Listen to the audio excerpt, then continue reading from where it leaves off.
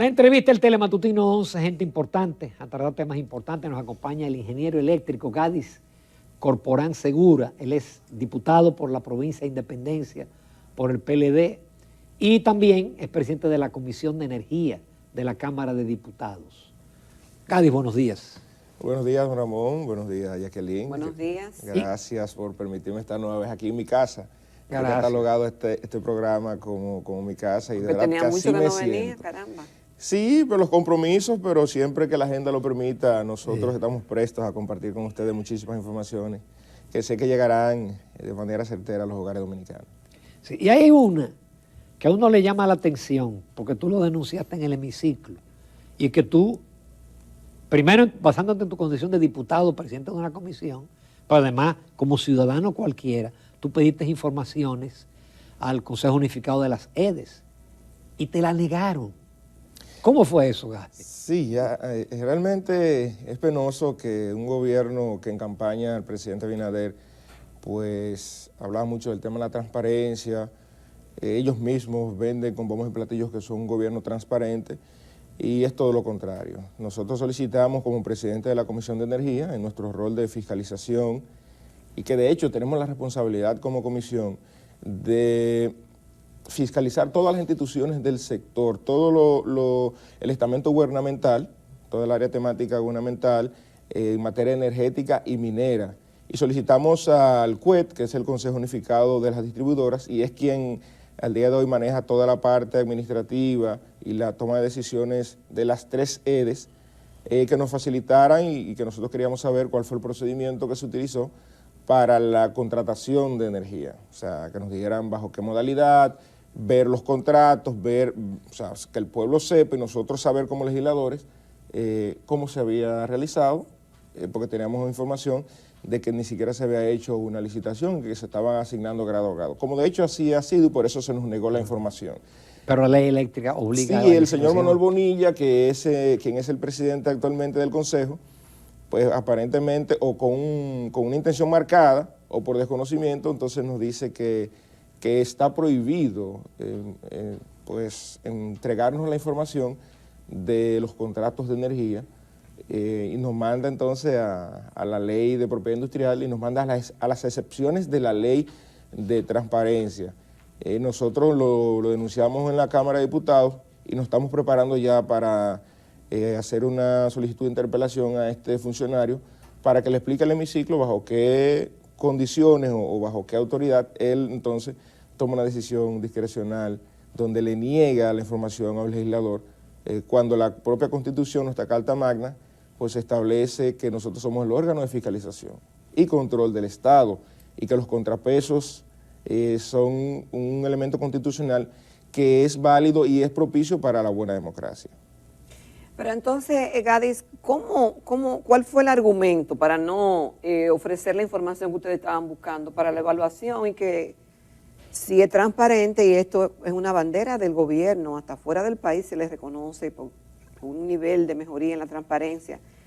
¿Cuál es el argumento para negar la información? El argumento puro y simple es que los contratos tenían una cláusula de confidencialidad y que no podía ser entregado, simple y llanamente. Entonces ahí le atribuyeron algunos considerandos, algunos articulados excepcionales de la ley de libre acceso a la información pública y de la ley de propiedad industrial. Simple y tácitamente así fue como... De hecho, le voy a facilitar la comunicación que nos fue enviada para que ustedes puedan estudiarla con detenimiento y vean la gravedad del asunto. Gadis, se termina la legislatura y la prensa justamente en el día de hoy reseña de la cantidad de proyectos que tienen tanto tiempo dando vuelta y que había quizá algún nivel de esperanza de que ya saliéramos de algunos de ellos, pero no se va a poder. No se va a poder, algunos perimen, otros no perimen. Se destaca lo del el juicio político a los miembros de la Cámara de Cuentas. No sé qué pasará con ese pareciera que no perime, pero igual están en el tema de que lo van a engavetar porque no tienen el quórum para que se apruebe el juicio político. De lo que no se hizo y de los tropiezos del Congreso, específicamente de la Cámara de Diputados, que juega un papel tan importante, porque el Senado puede hacer algo, pero tiene que pasar a la Cámara puede hacer algo bueno o malo, pero en la Cámara de Diputados es que se aprueba o se desaprueba. Sí, lo cierto es que el mayor filtro existe en la Cámara de Diputados por la gran cantidad de personas que vemos con formas de pensar distintas. Sí hay muchos temas pendientes, pero entiendo que en la próxima legislatura sin ningún problema podrían ser aprobados. Está pendiente el tema. Si se pudo aprobar ahora, ¿por qué se puede aprobar en la Cámara? No, por ejemplo, el código, porque se necesitan consensos. Y tú poner de acuerdo tantas bancadas, poner de acuerdo 190 diputados no es tan simple como se ve. No, no es simple. Por eso el contrapeso mayor de las dos salas del Congreso está en la Cámara de Diputados. Pero sí tenemos pendiente el Código Penal, que en algún momento tendremos que llegar a consenso para la aprobación. Está el tema pendiente de los miembros de la Cámara de Cuentas, que no cuentan con los votos por una razón simple. De la forma que se trabajó el tema del juicio, los elementos que fueron considerados para que se propiciara un juicio político no son lo suficientes. Y nosotros, de hecho, los diputados que estuvieron del PLD y de la Fuerza del Pueblo y otras fuerzas políticas que estuvieron en la comisión, demandaron de que se entregara mayor información para poder entonces tomar una decisión de aprobar el informe o de votar por el informe que fuera lo más robusto posible y evitar entonces nosotros jugar un papelazo. De hecho, todavía hay muchas nebulosas con respecto al tema de la Cámara de Cuentas. Vimos cómo el Ministerio Público archivó la denuncia que había contra el presidente y al final vemos que el tiempo le ha ido dando la razón a este joven, que no lo conozco en lo personal, cuando él decía que había una trama para desacreditarlo y para hacerlo saltar del cargo. Entonces, de manera sorpresiva para todos, se archiva el caso. Lo primero que denunciaron irregularidades ahí en esa institución fue el PLD. Mira, es que la Cámara de Cuentas se vendió como un estamento totalmente independiente. Entonces, el PRM, que tiene mayoría mecánica en la Cámara de Cuentas, o sea, en el Congreso, y aprobó la Cámara de Cuentas, hoy lo vemos con un plan marcado de tener una nueva Cámara de Cuentas. Nosotros no tenemos problema de que haya una nueva Cámara de Cuentas, nosotros para nada, todo lo contrario. De hecho, esta Cámara de Cuentas, como nunca en la vida había sido, yo entiendo que violentada, porque tuvo que llevar al Ministerio Público a tomarse atribuciones que no le corresponden, y de intervenir en una Cámara de Cuentas es algo inclusive lesivo a la democracia dominicana.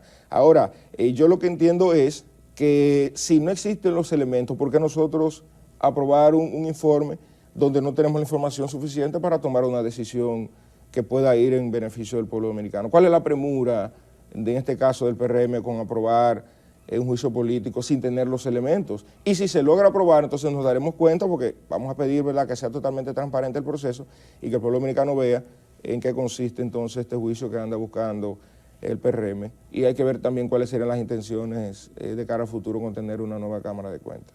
Gadi, volviendo de nuevo al tema eléctrico, la semana pasada hubo una rueda de prensa en la cual tú estabas, donde ustedes denunciaron un tema con Manzanillo, que nosotros lo habíamos comentado porque nos habíamos hecho eco de un artículo de Bernardo Castellano, del ingeniero Bernardo Castellano, donde decía que fueron modificados términos de referencia para favorecer a las empresas que se están instalando en Manzanillo. Todavía más, yo vi en esta semana en la prensa que se le iba a dar el tratamiento de zona franca, con lo cual se les privilegia en relación a los demás generadores.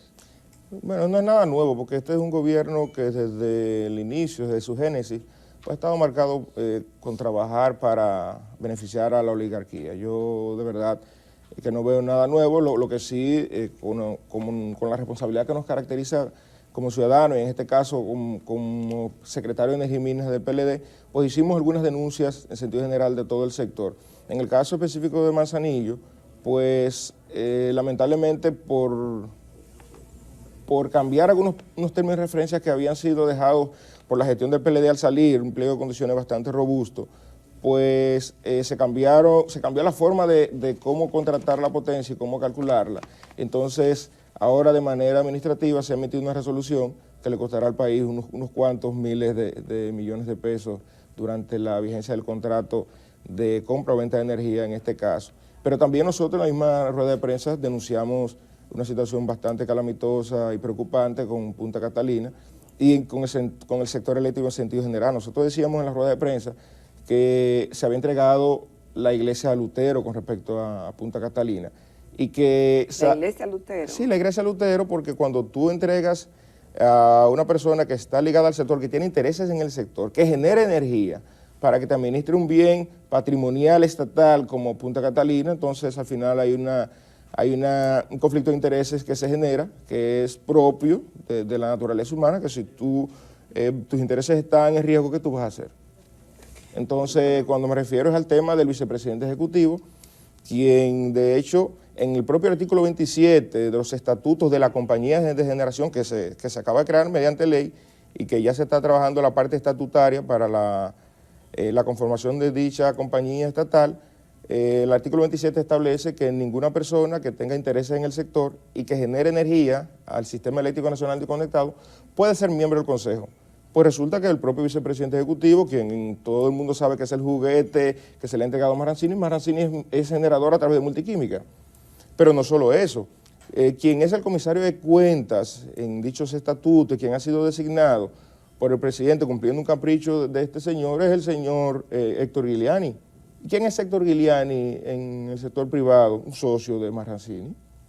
De hecho, es el director del Fondo de Valores Multivalores, del cual Marrancini es el presidente. Y el señor Marrancini tiene mucha credibilidad pública, Celso Marrancini. Bueno, y lo ha hecho bien como lo hizo en CDE, que es considerado, catalogado el peor administrador que ha tenido CDE. Y el asunto está en que usted no puede violentar la normativa, la ley es para cumplirla. O también preguntarle al presidente cuáles son los intereses que hay de por medio con Punta Catalina, que no ha habido forma de que se transparente y que haya una persona ahí que no tenga intereses en el sector. Porque analizamos desde la designación... Perdóname, ¿y tiene el PLD calidad moral para hablar de transparencia con Punta Catalina? Sí, claro que sí. Tanto así, vamos a Punta Catalina, porque ahí es que estamos. Tanto así que se politizó Punta Catalina y se decía que hubo una sobrevaluación. En los propios estatutos, el capital social de Punta Catalina al día de hoy son 2.400 millones de dólares. Y el propio ministro de Energía ha tenido que admitir que la inversión es tal cual se dijo y que Punta Catalina es la salvación del sistema eléctrico nacional. Y si al día de hoy no hay una catástrofe mayor con los apagones, con las protestas, además, es porque Punta Catalina genera el 30% de la energía. Nunca hicieron las auditorías forenses que dijeron que iban a hacer. La auditoría se hizo, pero no la ha entregado. Y me lo dijo a mí personalmente el ministro Almonte. Y yo estoy seguro que ese monto que se colocó ahí del capital social, que equivale a 2.400 millones de dólares, que en todo momento el PLD dijo que vale Punta Catalina, está relacionado con esa auditoría. Porque ¿cómo le justifican entonces que la auditoría diga una cosa y que entonces los estatutos propios de la compañía que dan el génesis, que dan la formación de esta nueva empresa estatal, digan otra cosa?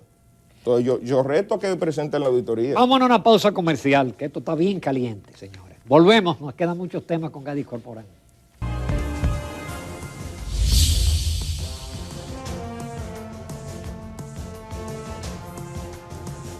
Estamos conversando esta mañana en Telematutino 11 con el ingeniero Gadis Corporán Segura. Él preside la Comisión de Energía o la Secretaría de Energía del PLD. Ambas cosas. Y también en la Cámara de Diputados preside la Comisión de Energía. En las pausas, antes de iniciar el programa y en la pausa comercial de ahora, estábamos hablando de la provincia Independencia, que poco se conoce de ella y muchos ni siquiera sabemos cómo llegar allá. ¿Cómo está esa zona del país, Gadi, que es desconocida, que no participa tanto, pero que gracias a algunos representantes, tú incluido, han dado un poco más de luz y de que salga a la palestra ese nombre y esa provincia que existe? Compártenos cuál es la situación, el tema del flujo migratorio por ahí cómo es, los problemas. Tú me decías que hay mucha pobreza, mucha desigualdad. Cuéntanos a ver. Sí, Jacqueline, lo cierto es que a pesar de ser una provincia con el nombre más emblemático, que representa la gesta patriótica que dio nacimiento a la República Dominicana, a la democracia que tenemos hoy, a nuestra independencia nacional, es una provincia olvidada, una provincia poco conocida. De hecho, uno tenía o tiene todavía que referenciarse con Barahona para que la gente pueda entender dónde estamos ubicados.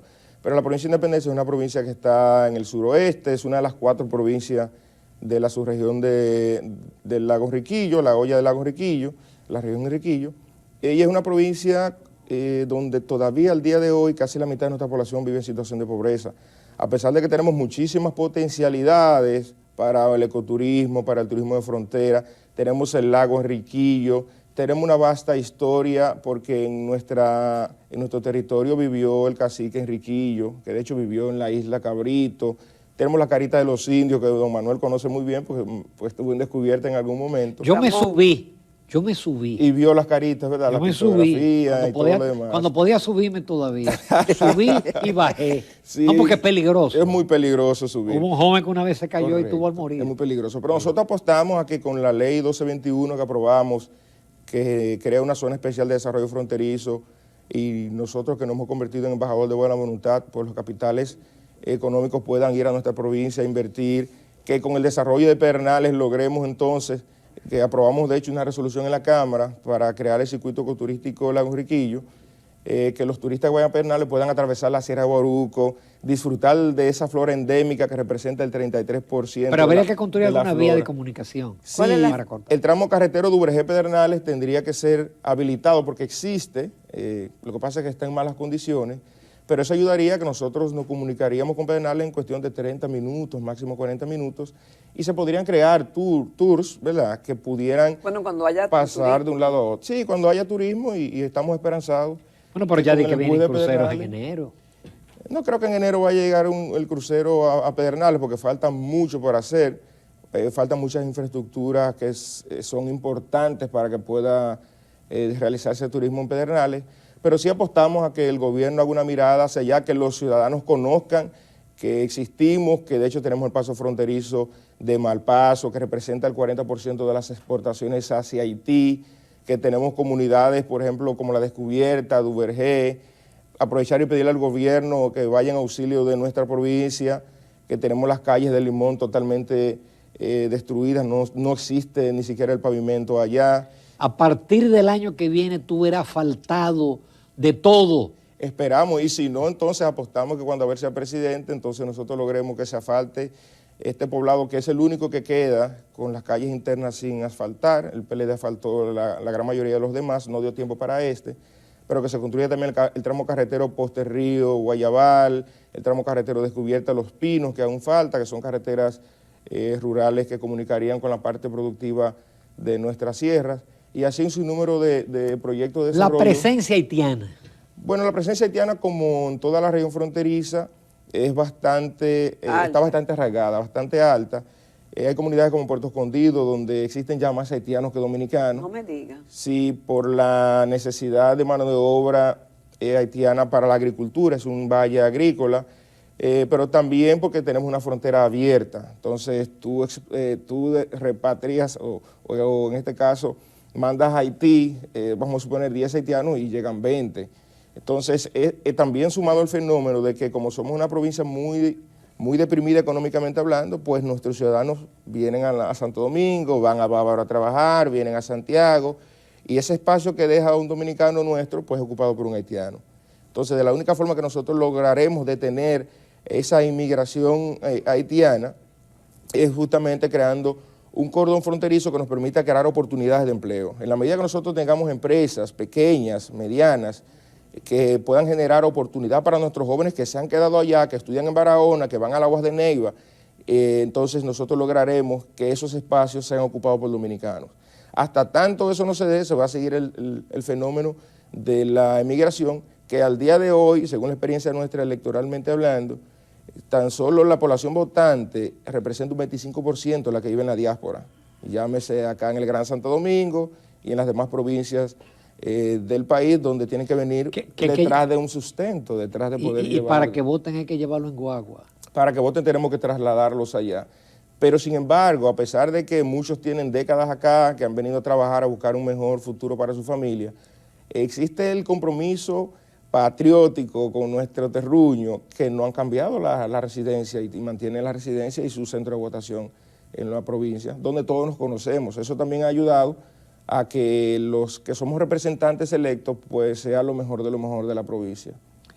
Gadis, ha estado sobre el tapete el tema de la entrega del listado de precandidatos del partido revolucionarios modernos, a las embajadas, a la DNCD, a todo eso, y Paliza decía que la oposición debía hacer lo mismo, que no debería oponerse, que eso es un signo de transparencia, de apertura, en fin. Yo lo que entiendo que es un signo que manda una señal inequívoca de que el PRM tiene muchos sectores oscuros ligados a sus estructuras y que una manera de sacudirse un poco de la situación que tienen, donde tienen autoridades electas, muchos extraditados, otros presos en Miami, etcétera, etcétera, etcétera. Entonces por eso han acudido a este tipo de medidas que yo lo entiendo que no era necesaria, porque ¿quién maneja los organismos de inteligencia de este país? Lo maneja el gobierno. ¿Y quién está en el gobierno? Es el propio PRM. Entonces yo entiendo que la propia Constitución, nuestras leyes establecen cuáles son los mecanismos para usted depurar a un ciudadano dominicano.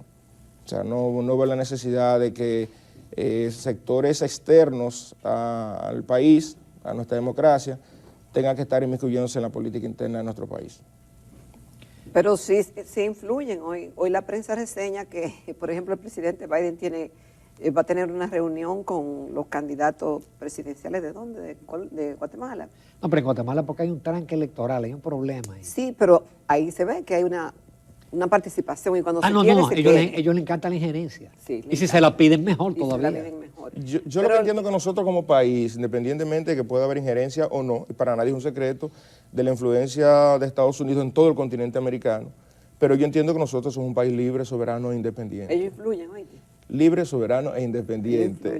Entonces, yo entiendo que bajo ninguna circunstancia... En un mundo globalizado eso es una poesía. No, pero antes de que era globalizado, ya ellos influyen. Pero antes de llegar hasta ese punto, yo entiendo que es una señal peligrosa. Yo entiendo que nosotros debemos mantener y fortalecer nuestra democracia y mantener lazos, para depurar, mantener lazos de amistad. ¿Cómo van ustedes a depurar? Pues nosotros hasta ahora, en el Congreso, en los ayuntamientos, en el Senado, no tenemos ningún... ¿No ocupan para arriba tú?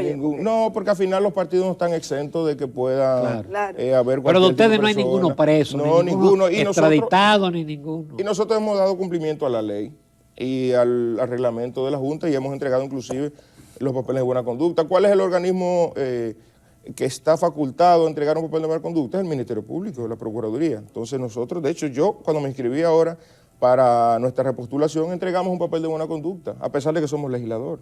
Entonces entiendo que la ley acá y los organismos de inteligencia deben funcionar. Finalmente, ¿qué se huele de alianzas? ¿Qué se olfatea? Si supiera que nosotros estábamos conversando, pero a pesar de ello, tenemos un candidato presidencial que está en las calles, celebramos la Marcha de la Esperanza, este domingo pasado celebramos la gran marcha en Santo Domingo, donde el propio candidato había manifestado que este gobierno se ha olvidado de los pobres y del país. Y en su momento entendemos que se anunciará al país. Hay conversaciones con el PRD, hay conversaciones con la Fuerza del Pueblo, pero la ley nos establece que hasta septiembre, mediados de septiembre, pues nosotros tenemos chance para las alianzas. Y el Partido de la Liberación Dominicana siempre ha ido aliado los procesos. Hemos concertado alianzas que han permitido triunfos electorales en primera vuelta y que hemos sido el partido que democráticamente ha ganado más elecciones. Cádiz Corporán, muchísimas gracias por tu participación. Te esperamos gracias a ustedes. Muchas gracias. muy pronto. Nos vamos a comerciales más televidentes, pero claro,